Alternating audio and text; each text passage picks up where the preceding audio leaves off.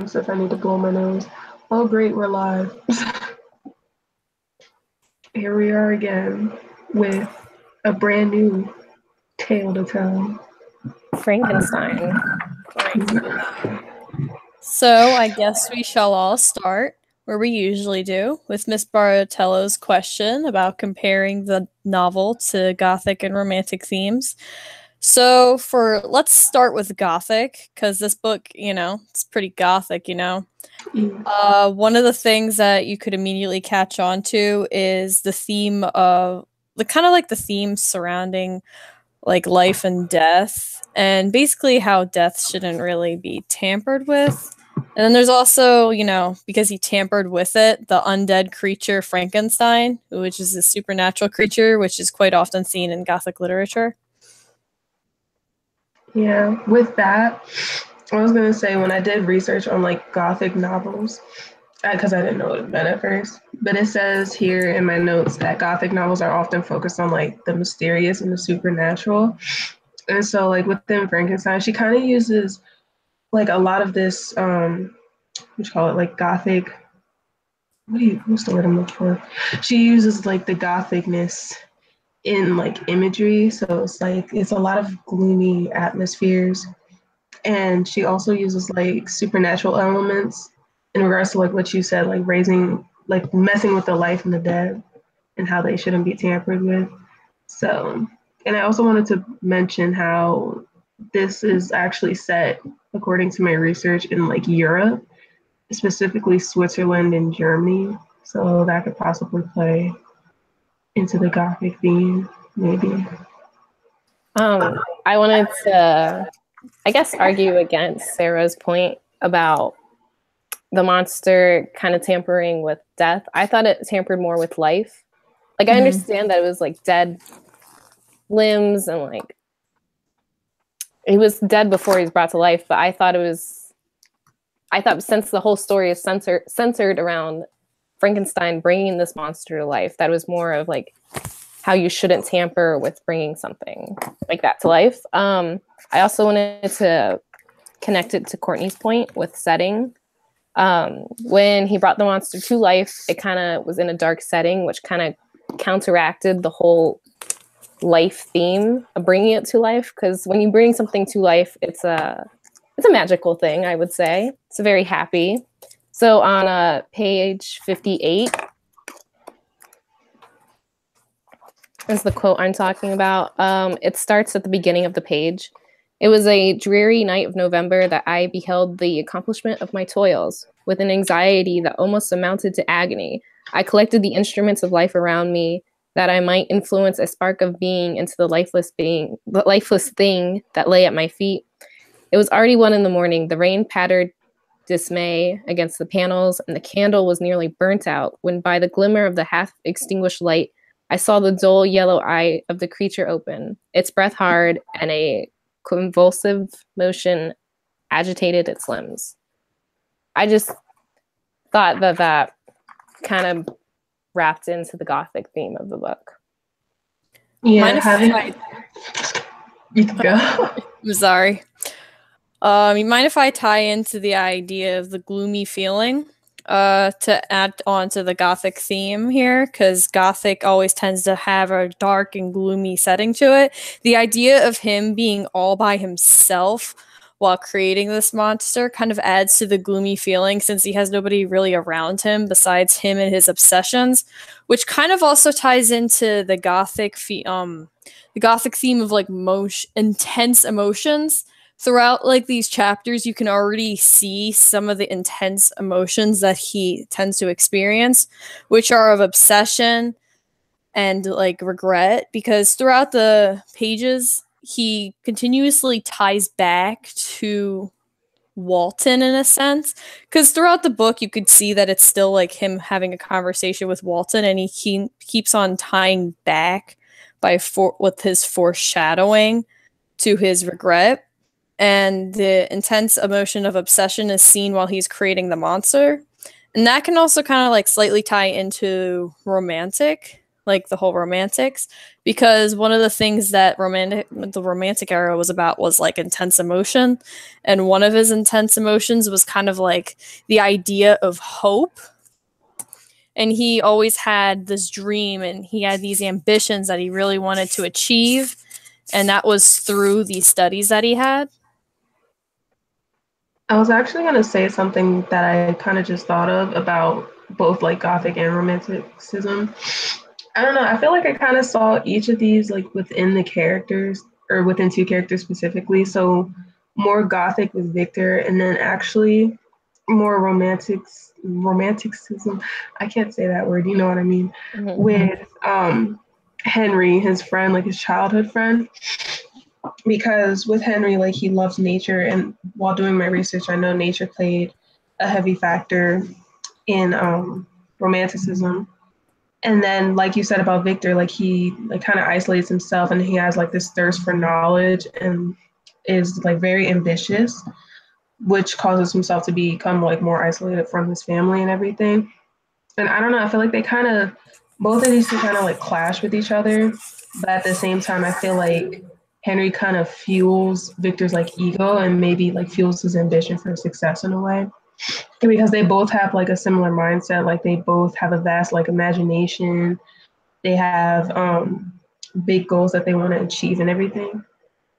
Like you get what I'm trying, like the connection I'm trying to make. I don't know if that makes sense. Mm-hmm. I agree that Henry kind of like emphasizes like how obsessed Victor is with his ambition, kind of. Mm-hmm.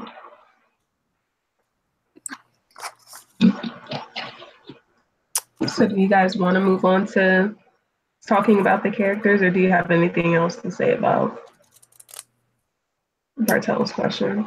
I guess I would want to bring up how Victor's marriage was kind of a Gothic theme too, because it resulted from his mother's death, because his mother wanted him to marry Elizabeth. Mm-hmm. He wanted her to marry Elizabeth like after she died, because she realized like how much they liked each other. But it kind of turned the marriage into a very negative thing, and he ended up kind of leaving Elizabeth. Not like, I guess, in a legal sense, but in an emotional sense, because he became more obsessed with his work rather than his wife. And also to the fact that he moved off to university. Mm-hmm. Yeah. I kind of wanted to tie on to like a little bit of the romantic / symbolism, because one thing about romanticism, they love their scenery. Oh, they love their setting. They love their scenery. And this is seen a lot throughout the novel, which kind of brings like the symbolism of scenery into play. Like on page 56, it says, "The summer months passed while I was thus engaged, heart and soul in one pursuit. It was a most beautiful season. Never did the fields bestow a more plentiful harvest, or the vines yield a more luxuriant vintage, but my eyes were insensible to the charms of nature." So I feel like scenery is kind of a symbol, like his past and his transition into the future. Because whenever he talks about scenery and he's at home with his like adopted sister Elizabeth, he always talks about how beautiful scenery is, and scenery is kind of like a symbol of the past there. But as he goes more, as he delves more and more into his work and the seasons changes, he merely briefly mentions the seasons change, but he doesn't pay attention to it, merely kind of showing how obsessive he is going into his work and how he's kind of abandoning his past a little more and more as time continues and he delves more deeper into his obsession. Mm-hmm. I'm kind of confused on, like, can you just restate it? Like, I understood like the part where you said the scenery connects to romanticism. I just didn't get the part where you said like how he briefly mentioned it. Like, a lot of the times when he's going under his experiments, he kind of says something along the lines of, the seasons are changing, but I'm not really paying attention to it. mm-hmm. Like, Yeah, he kind of briefly mentions it throughout like some of the later chapters, like in chapter 4 and whatnot, and chapter 3. Because of his obsession with creating life, he's kind of becoming blinded by the things that are around him. It's also mentioned that he isn't really reaching out to his family as much as they used to, and his family in that sense is like a symbol of the past because he moved on, he moved to a university, and so like his family in that sense was in the past because it wasn't with them anymore, and he was looking forward into the future, which was him creating life. Like, kind of get what I mean there now? Or... Yeah, I get what you mean now. Okay. I feel like... Ooh, I lost my thought for a second. I feel like Victor's like obsession with work and kind of like his decline in a way in his life was kind of foreshadowed in the beginning. Because if you really think about it, when you were reading about him, he kind of seemed as if he was just living like this perfect life, like nothing really happened to him. Everything was just going like fine and dandy. He had like parents that cared about him. And then he met Elizabeth, was her name, yes, who he started like developing feelings for, and everything was going good. Right then, like you can kind of just determine like something seems off here. Like you, with the gloomy setting and everything, like something just doesn't seem right. Like obviously it's gonna take like a detour. And then that's when I kind of realized something in, I believe it was chapter 2 with the striking of the tree. So I felt like this was significant because when I looked up the symbolization of lightning, it says loss of ignorance also represents the punishment of all of humans from the gods. And in dreams, that lightning is a symbol of a terrible event and negativity. And trees actually symbolize family and connection to your ancestors. And a tree also symbolizes the generations of your family, how far it can go, and then creates a new fruit that gives life to the next generation. So I figured it had something to do with family. Like, okay, somebody's getting killed off, obviously. And then once his mother died, I felt like that's when he took all that negative energy and put it towards his work, but not in like a healthy way. Like he wanted to take the negativity and like put it towards his craft to make it like to make himself more successful. Like, okay, I gotta put this towards something. I can't just sit here and mope. But then he actually isolated himself from his family and friends and even his potential lover, which is kind of leaning towards his decline in a way. I thought it was interesting that he would start focusing on bringing another life into the world after his mom died. I felt like that was kind of like his, I guess, conflict between romanticism and gothicism, I guess, in the book, because he's got a little bit of both in him, but the gothic side shows a little bit more than the romantic side. And I think that's kind of like to emphasize how obsessed he is with his gothic side, because that's where the intense emotion of his ambition comes from. So to tie back a little bit on that symbol you were talking about, Courtney, so you said that the tree was kind of like a symbol of family, and that what did you say the lightning was a symbol of again? It says loss of ignorance and also a terrible event and negativity. In that sense, it almost kind of just like symbolizes him disconnecting himself from his family, because the tree, what page was it? 42, I think it was. Like it says when it describes the tree, it was not splintered by shock, but entirely reduced to thin ribbons of wood. I've never beheld anything so utterly destroyed. And I feel like the tree being shattered, to like add on a little bit to what you were saying, could kind of symbolize his disconnect with his family, because due to his obsession, he started talking to his family a lot less, and he wasn't reaching out to them because he was more concerned about the project at hand than actually reaching out to those that care about him.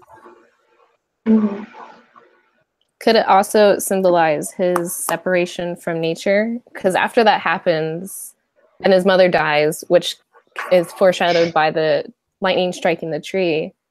But like after his mom dies, he kind of focuses more on science than he does like with like nature and life and like family. So could it also symbolize that? Mm-hmm. I think I see what you're saying, yeah. I feel like this also kind of symbolizes the theme of his loss of innocence because, like I said before, like I felt like his life was just like everything was perfect and everything. And then once he realized stuff actually could go wrong, like, that kind of led towards his decline in a way. So I feel like that's what that lightning in the tree could also symbolize, like the loss of innocence. Mm-hmm. I can also see that reflected in Walton, who also had a very like kind of like perfect childhood, I would say. He like I wouldn't say it's as perfect as Victor's, but he was very like spoiled. He had a library where he could like read these books and like figure he had like a sense of what that experience would be like. And I think that's why he wanted to go on this voyage to the North Pole. I think that whole innocent childhood kind of led to him getting stuck in the ice. It was kind of like unforeseen because I don't think he's ever read that. So he didn't really know the dangers of actually going on a voyage like that. Do you kind of want to say like Walton and Frankenstein are kind of like a double effect? Like Frankenstein kind of resembles what Walton can become if he becomes too obsessed in his pursuit of knowledge. Yeah, I would say that. Because Victor, when he is beginning to tell Walton about like his story and like what happened, he says that he's warning him to not just follow like ambition, but to follow like, I guess, the laws of nature. I don't really know if that's the correct term, but like read the warning signs before you actually do it. Yeah, I didn't think about it, to be honest. Even the theme of obsession and even like secrecy could be seen physically in Victor, because when his friend Henry encounters him for the first time in a while in chapter 5, I believe, he asks him like, "Yo, dude, are you okay?" basically, because he notices that he's undeniably much more pale and thin than he once was before. And he started becoming like, yeah, here's the quote right here on page 61. I did not before remark how very ill you appear, so thin and pale, and it looks as if you have been watching for several nights. He is like the embodiment of the theme of obsession, because he's letting this thing take over him entirely. You get what I mean? Do you think that his obsession with like his craft could potentially lead to his death? Probably. Victor's? Yeah. I mean, I could see it, but like I feel like the letters in the beginning kind of tell that he's still alive, unless like there's an ending that happens after that. Yeah. But I could see it being more of an emotional death rather than a physical one.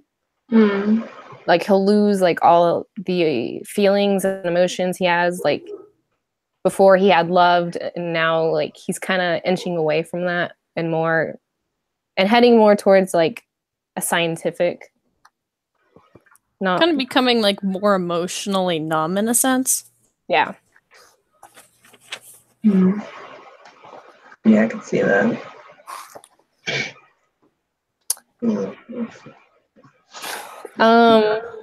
I guess since we're talking about ambition, do you want to bring up nature versus ambition as kind of a theme? Because I could see it as being a theme.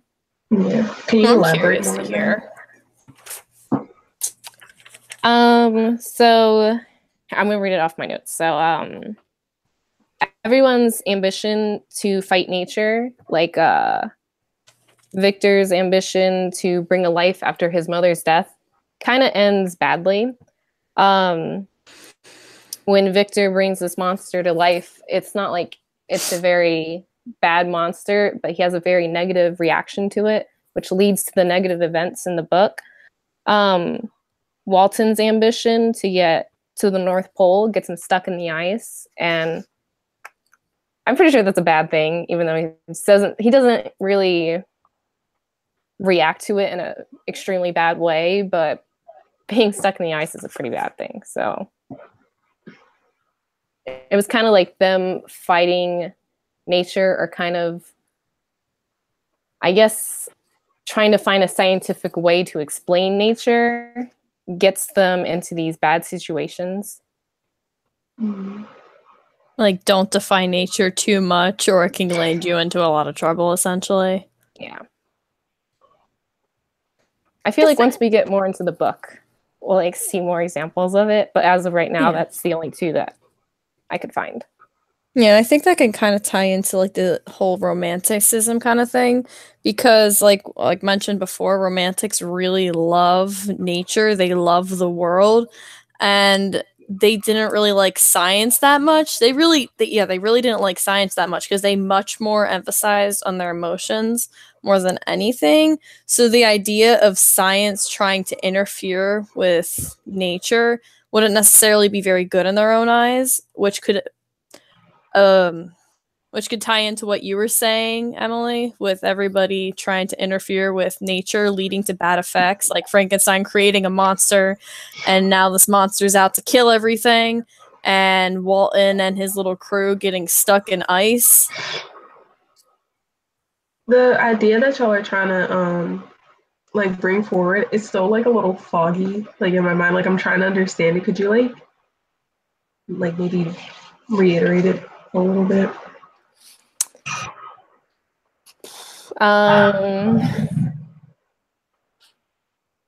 It's kind of like science versus nature in a sense. Mm-hmm. Emily's kind of proposing the idea that, like, if you kind of go against nature too much, it'll kind of bite you in the back. You know what I'm saying? Because it kind of ties back to the idea of romanticism being about nature and loving nature and treasuring it for how beautiful it is. And the idea of tampering with nature is something that science kind of promotes if you go too far down that line, hence his obsession, theme of obsession. If you go too far down that line, it can lead to consequences, and romantics don't really like their nature being tampered with, and nature being tampered with can be seen with Frankenstein trying to create a monster and that monster trying to kill everything, and can also be seen, even though Walton hasn't really done much yet, the idea that he got stuck in ice and could potentially go down a line of obsession to the point, like the obsession for the thirst of knowledge, to the point that he might tamper with nature. Okay, that makes more sense. Okay. So wait, do you think there's like a potential that like Frankenstein creating this monster could have like a bad effect? Like you think that it'll lead towards a negative impact or a negative outcome? I'm sorry. I would say, following this theme, that it kind of foreshadows bad events happening, since everything before that ambition has fueled has led to bad things. I feel like this, which ambition is also fueled, will lead to another bad event in the book.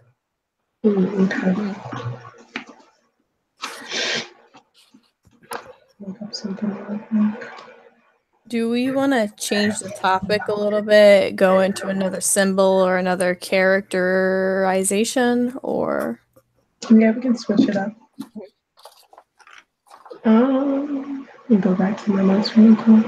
I kind of want to bring briefly up the symbol of light. It's kind of brought briefly up in the book. Not gonna lie, I forget what page exactly, but I know that light being compared to the darkness is brought up on multiple occasions in the book. Like, for example, like kind of like light and lightning. Not exactly the best connection, but I'd say one symbol for light is that can be compared to Victor Frankenstein in this sense, is light can be a symbol of knowledge and enlightenment, and this can be seen in Frankenstein in his pursuit for knowledge, because he has such an intense burning feeling to want to reach out and understand the world more. However, if a light is too bright, it can be a little blinding. And I think the blinding light, the light, like what's blinding his light is his obsession, because of the fact that he's focusing in on the light so much that he's not seeing the whole picture and he's not seeing everything around him. And it's kind of leading to the consequence of him trying to tamper too much with nature and him trying to bring back the life when he shouldn't really be tampering with life like that. So are you saying that the monster, or the action of him bringing the monster to life, is light? Blinding light. Yeah, I see what you're saying there. I see what you're saying, but I just I don't agree with it necessarily, because the setting that surrounds Victor when he brought the monster to light was very gloomy, and it like the sun wasn't out and it wasn't like shining. I felt like that kind of foreshadowed that action wasn't a light kind of thing. It was more like a darkness kind of thing. I see what you mean in that sense, though. So I did some quick research really fast on like the symbolization of light, and I stumbled upon something that's called divine light. So it says divine light is an aspect of divine presence, specifically an unknown and mysterious ability of God, angels, or human beings to express themselves communicatively through spiritual means rather than through physical capacities.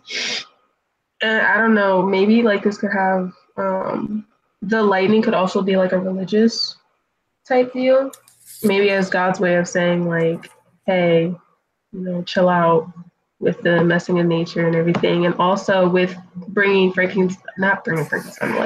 with Frankenstein bringing the monster to life was kind of like, I don't know, I feel like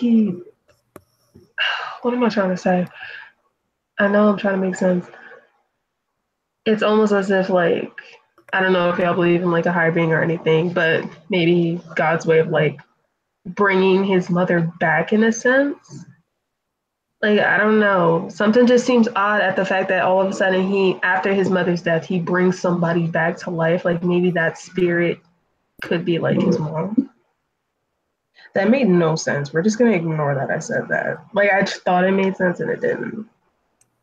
I kind of see where you're coming at, but like that connection for me like isn't there, I guess. Yeah. But like I see the angle that you're coming from. Yeah. You mind if I backtrack a little bit? Because I just finally found a page where light is being brought up. It's on page 50. They had left us an easier task to give new names and arrange in connected classifications the facts which they are in a great degree had been the instruments of bringing light. The laborers of men of genius, however erroneously directed, scarcely ever fail in the ultimately turning to the solid advantage of mankind. Another symbol, I guess you could say, of light in the perspective of Frankenstein is this professor, because like his professor that his Mr. Waldman, I believe it is, because for Victor, light is knowledge. And it's enlightenment, the pursuit of knowledge. And Waldman is bringing this sense of light to him. It's kind of like Mr. Waldman holding him a flashlight and going, "Here, my son, go ahead." Because here he is like giving him more opportunities and more of a chance for him to hone in on this obsession that he eventually will obtain in trying to bring the dead back to life, which ultimately kind of blinds him.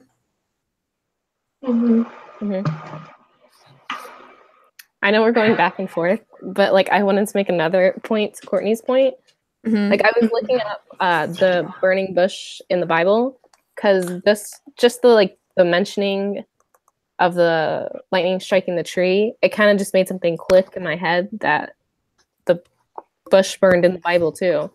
So So here on this forum that I found, the idea behind this consuming fire that it is the fire of God's judgment. So maybe like it was like a divine light kind of warning Victor not to do it. It was God's judgment warning him. Like, if you do this, it'll only lead to bad things because you're not supposed to mess with nature in such a way. That's interesting. And that slightly also ties back into romanticism, as mentioned earlier, with the whole nature and don't tamper with it. Because it's also mentioned, like, a lot of the times throughout the Bible, like it's kind of like implemented in the Bible, not really to mess with science too much, you know? Sorry to go back and forth. No, it's okay. It's okay. Do we want to go back to like characterization or anything like that? Like, what do we? Well, which character? I guess Victor. Yeah, we can go back to him. Do you want to use that as like to wrap it up? I guess so. How much time do we have left? Well, we started at, I believe, 8:25, and it's 8:56. Oh, I was gonna, I guess, say another theme that Victor tends to embody is the theme of secrecy, and this kind of ties into his obsession theme. Because his, like, as mentioned before, like, his obsession is kind of like physically displayed through his thin and pale figure. This is also displayed, like, his theme of secrecy is also displayed in his thin and pale figure, and throughout the entire time in which he was experimenting with life and death. I guess that kind of brings up like the question of like, to what extent does he know that what he's doing and what he did is wrong? Because here he is trying to keep like his monster a secret from Henry and keeping all of his experiments a secret. So like, to what extent does he know what he's doing is wrong? It's kind of ironic how he's keeping it from Henry, because he probably believes that he probably knows that Henry's going to disagree with what he's doing. I wouldn't. Sorry. Go ahead. I wouldn't say that him keeping the monster away from Henry is so much as him embodying secrecy. More like, I guess, his bias against the monster, because he doesn't like the monster because he said he was ugly. It hit me on a personal level, but but I feel like he's keeping Henry away from the monster to protect himself, because he created it. So it's kind of like he created like this ugly monster, and if Henry sees it, Henry won't see him in like the godlike way that Henry sees Victor. Because Henry kind of praises Victor in the beginning of the book, kind of like boost, like what you said, he boosts his ego. Yeah. So like, I guess it's that fear that he wouldn't do that anymore if he saw like what he created. Yeah. I think that might be it. Time to wrap it up then. Yeah. All right, my dudes. All right, I'm ending it.